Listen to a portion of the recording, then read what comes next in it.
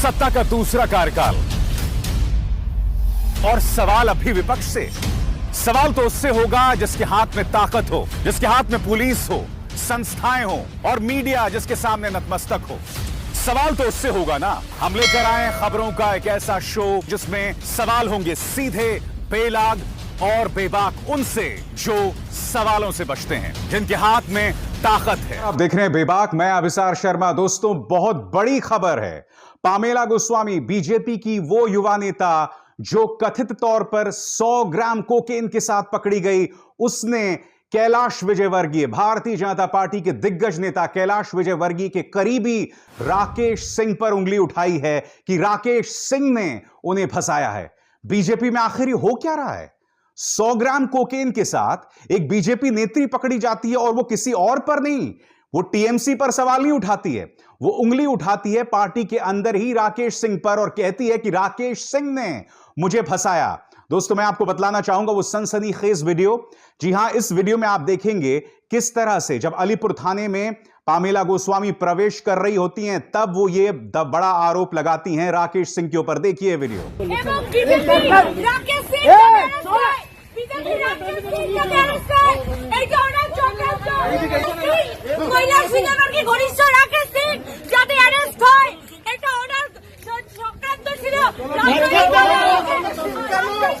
अब मैं आपको बतलाना चाहूंगा राकेश सिंह हैं कौन। राकेश सिंह वो शख्स है जो कैलाश विजयवर्गीय का सबसे करीबी है। आज मैं आपसे सवाल पूछना चाहता हूं कि आखिर ये गोदी मीडिया कितनी नंगी, कितनी कमजोर हो सकती है। रिया चक्रवर्ती और शौविक चक्रवर्ती, उन्हें आपने पूरा बर्बाद कर दिया। उनके ड्रग्स के साथ कोई ताल्लुकात नहीं थी। 3 महीने तक शौविक चक्रवर्ती, रिया का भाई जो है, वो जेल में रहा, जबकि 56 ग्राम गांजा उसके पास बरामद भी नहीं हुआ था। जी हां, वो गांजा जो हमारे ऋषि मुनि, हमारे नागा साधु भी इस्तेमाल करते हैं, वो गांजा जो बहुत आसानी से मिल जाता है। मगर कोकेन दोस्तों, 100 ग्राम कोकेन का मतलब समझते हैं? इसके पीछे पूरी एक अपराध प्रणाली है। मैं बतलाना चाहूंगा, देखिए इस खबर के मुताबिक एक ड्रग डीलर के पास करीब 2 किलोग्राम कोकेन मिला था और इस 2 किलोग्राम की आप जानते हैं क्या कीमत है? 18 करोड़। अब 2 किलोग्राम का आधा क्या होता है? 1 किलोग्राम, यानी कि 1 किलोग्राम की कीमत है 9 करोड़। और अगर आप इसका 10वां हिस्सा करें, यानी कि फिर कितना हुआ? 90 लाख। तो 100 ग्राम कोकेन की कीमत है 90 लाख। मगर कोलकाता पुलिस का कहना है कि जो 100 ग्राम कोकेन बरामद हुआ है पामेला गोस्वामी से, उसकी कीमत लगभग 10 लाख रुपए है। सवाल यह कि चाहे 10 लाख रुपए हो या 90 लाख, क्या 10 लाख रुपए भी कम आंकड़ा है? आज जब मेरे जैसा स्वतंत्र पत्रकार लाइव टीवी पर बैठ के एक यूट्यूब चैनल पर बैठ के यह सवाल उठा सकता है, तो मैं यह पूछना चाहता हूं कि यह सीधा सा सवाल गोदी मीडिया क्यों नहीं उठा सकती? आप कल्पना कर सकते हैं इसी पामेला गोस्वामी की तस्वीरें अगर डेरेक ओब्रायन के साथ होती, जो कि टीएमसी के नेता हैं, या फिर ममता बनर्जी के साथ होती, इस वक्त 24 घंटे गोदी मीडिया के तमाम एंकर्स कोलकाता में उतर चुके होते। मगर ये इस कदर नपुंसक है दोस्तों कि ये सवाल तक नहीं उठा पा रहे हैं। आखिर ये कोकेन कैसे पहुंची? आखिर पार्टी की एक युवा नेत्री खुद ही बीजेपी पर आरोप क्यों लगा रही है? बीजेपी के एक और नेता पर क्यों आरोप लगा रही है? अब मैं आपको बतलाना चाहता हूं कि पामेला गोस्वामी के तार भारतीय जनता पार्टी के अंदर कितनी मजबूती से जुड़े हुए थे। यह तस्वीर देखिए दोस्तों, यहां पर आप उन्हें देख सकते हैं तेजस्वी सूर्या के साथ। कौन तेजस्वी सूर्या? जी हां, ये वही सज्जन हैं, कर्नाटक से बीजेपी के सांसद हैं, युवा नेता हैं।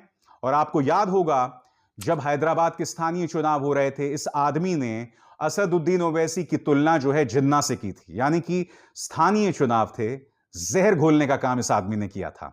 अब यहां पर देखिए मुकुल रॉय के साथ, जी हां, पहले टीएमसी के नेता थे, नारदा घोटाले में फंसे हुए थे, फिर बीजेपी में डुबकी लगा ली। और आप जानते हैं बीजेपी वो गंगा है जिसमें कोई भी डुबकी लगा ले उसके सारे अपराध धुल जाते हैं। यहां पर देखिए बीजेपी के नेता दिलीप घोष के साथ इनकी फोटो है। वो दिलीप घोष जिन पर टीएमसी ने आरोप लगाया था कि इन्होंने मां दुर्गा का अपमान किया था। अब यह तस्वीर देखिए दोस्तों, जो बतला रहा है कि इनके ताल्लुकात कितने गंभीर हैं। यहां देखिए, यहां पर अब वो दिखाई दे रहे हैं कैलाश विजयवर्गीय के साथ। वो कैलाश विजयवर्गीय जिन पर जिम्मा दिया गया है पूरे पश्चिम बंगाल के चुनावों का। आज मैं आपसे सवाल पूछना चाहता हूं, क्या गोदी मीडिया के लिए यह खबर नहीं है? क्या यह खबर सामान्य है जिसे हम पूरी तरह से नजरअंदाज कर देंगे? क्योंकि तुमने रिया चक्रवर्ती और शौविक चक्रवर्ती के पूरे परिवार को बर्बाद कर दिया। आप जानते हैं 3 महीने तक शौविक चक्रवर्ती जेल में रहा था और जब अदालत ने उन्हें बेल पर रिहा किया था तो यह कहा था कि जो ड्रग्स की धाराएं शौविक पर लगाई गई हैं वो लागू नहीं होती। रिया चक्रवर्ती का दोष भी नहीं था। जी हां, रिया चक्रवर्ती का दोष भी नहीं था, मगर रिपब्लिक चैनल्स ने उसे जो है कहीं ना कहीं क्रिमिनल बता दिया था। और इस पूरे मामले में क्या हुआ था दोस्तों, सुशांत सिंह राजपूत के मामले में, क्योंकि उनके समर्थकों ने एक पूरा प्रोपेगेंडा चलाया था। हुआ क्या था, दीपिका पादुकोण, सारा अली खान, श्रद्धा कपूर, इन सब से पूछताछ हुई थी। अनुराग कश्यप ने बयान दिया था और इस पूरे ड्रामे का नुकसान मैं मानता हूं कि रिया चक्रवर्ती उनके पूरे परिवार का हुआ था, मगर दिवंगत आत्मा सुशांत सिंह राजपूत की छवि को कितना नुकसान पहुंचा था। क्योंकि इसके बाद हर जगह यह बात सामने उभर कर आ गई थी कि सुशांत सिंह राजपूत किस तरह से ड्रग्स पर पूरी तरह से डिपेंडेंट थे। और यह मुद्दा क्यों उठाया था रिपब्लिक टीवी जैसे चैनल्स ने? इन्होंने सिर्फ इसलिए उठाया था क्योंकि वो चाहते थे कि बिहार में यह मुद्दा ज्वलंत हो, बिहार चुनावों में इसका फायदा बीजेपी को मिले, क्योंकि भारतीय जनता पार्टी जो है कहीं ना कहीं पीड़ित रहना, दबा कुचला रहना, अपने आप को विक्टिम बताते रहना, इसके जरिए हमेशा फायदा ढूंढती है। मगर आज मैं बहुत नाराज हूं हमारी गोदी मीडिया से। मुझे लगता था इनकी कोई रीढ़ होगी दोस्तों, मगर इन्होंने नंगई की, ढीठता की, सारी मिसालों को पार कर दिया। इतनी बड़ी खबर है ये। बीजेपी की एक युवा नेता किसी और पर नहीं बल्कि कैलाश विजयवर्गीय के सबसे करीबी नेता राकेश सिंह पर आरोप लगा रही है। मैं आपसे सवाल पूछना चाहता हूं, इससे बड़ा प्रमाण क्या हो सकता है? हालांकि अब भी मैं चाहूंगा कि पुलिस इस मामले की जांच करे। राकेश सिंह ने इस मुद्दे पर कहा है कि अगर यह साबित हो जाए कि मेरे तार जुड़े हुए हैं ड्रग्स के इस मामले से, तो मैं राजनीति से संन्यास ले लूंगा, ऐसा राकेश सिंह ने कहा है। मैं मानता हूं इसके जरिए राकेश सिंह को दोषी नहीं ठहराया जा सकता, मगर मैं तर्क सिर्फ गोदी मीडिया का इस्तेमाल कर रहा हूं दोस्तों। वो गोदी मीडिया जो बगैर किसी कारण के लोगों को दोषी ठहरा देती है, अगर वो लोग बीजेपी के ना हो। कल्पना कीजिए, आपने देखा, तस्वीरों को फिर से देखिए, तेजस्वी सूर्या के साथ, कैलाश विजयवर्गीय के साथ, दिलीप घोष के साथ, मुकुल रॉय के साथ। ये युवा नेत्री हैं। कल्पना कीजिए कि तेजस्वी सूर्या की जगह डेरिक ब्रायन होते, कैलाश विजयवर्गीय की जगह ममता बनर्जी होती, दिलीप घोष की जगह महुआ मोइत्रा होती। आप अंदाजा लगा सकते हैं दोस्तों, अब तक गोदी मीडिया के तमाम बिकाऊ एंकर्स पहुंच जाते कोलकाता ममता दीदी को घेरने। मगर जैसा मैंने कहा ना कि जिस गड्ढे को खोदा जा रहा था ममता बनर्जी को गिराने के लिए, उस गड्ढे में कोई और नहीं बल्कि भारतीय जनता पार्टी गिरती नजर आ रही है। मैं क्यों कह रहा हूं गिरती नजर आ रही है? मैंने ये क्यों नहीं कहा कि गड्ढे में गिर गई? क्योंकि मैं दावे के साथ कह सकता हूं दोस्तों, फरमान आ चुका है न्यूज चैनल्स को, इस मुद्दे को कोई नहीं उठाने वाला है। और जब इस मुद्दे को कोई नहीं उठाएगा, जब आम जनता को यह मुद्दा नहीं पता चलेगा, तो मैं आपसे जानना चाहता हूं दोस्तों, यह मुद्दा बड़ा कैसे होगा? फिर से दिखाना चाहता हूं मैं आपको वीडियो। अलीपुर थाने में ले जाया जा रहा है इस महिला को जिसका नाम है पामेला गोस्वामी, और वो क्या कह रही है जो बहुत ही सनसनीखेज आरोप है किसी और पर नहीं बल्कि सीधे बीजेपी के वरिष्ठ नेता कैलाश विजयवर्गीय के करीबी राकेश सिंह पर। देखिए।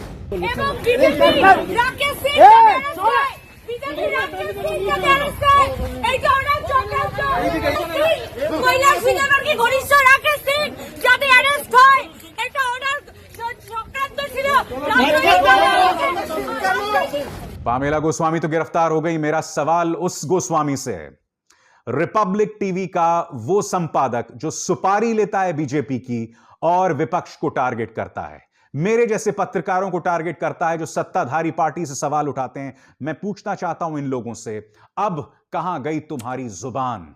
तुम जो बंदर की तरह उछल उछल के रिया चक्रवर्ती और उनके परिवार को परेशान कर रहे थे, आज तुम कहां हो?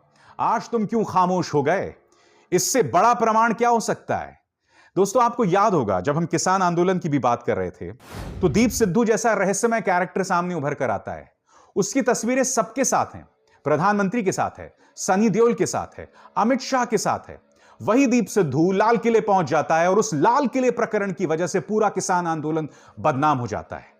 मैं ये नहीं कह रहा हूं कि दीप सिद्धू बीजेपी से जुड़ा हुआ है, मगर हमें वो तस्वीरें तो दिखाई दी जब यह आदमी सनी देओल की कैंपेनिंग कर रहा था। मगर क्या किसी ने यह सवाल उठाया? लोग सिर्फ यह सवाल उठा रहे थे कि निशान साहब का झंडा लाल किले में क्यों फहराया गया। किसी ने यह सवाल नहीं उठाया कि दिल्ली पुलिस किस तरह से तिरंगे का अपमान कर रही थी। वो वीडियो जो आपको याद होगा मैंने अपने कार्यक्रम में दिखाया था।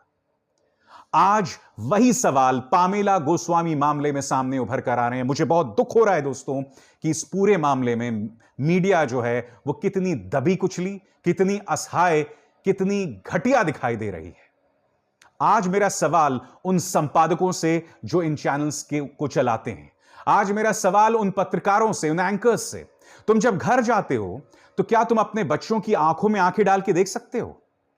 आज मैं किसी चैनल का हिस्सा नहीं हूं, मगर लाइव टीवी जैसे यूट्यूब चैनल्स के जरिए मैं बेबाकी से अपनी बात रखता हूं।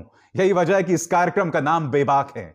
मैं आम जनता की आवाज रखता हूं। मैं सत्ताधारी को कटघरे में रखने वाले सवाल आपके सामने रखता हूं, क्योंकि हर पत्रकार का फर्ज यही होता है।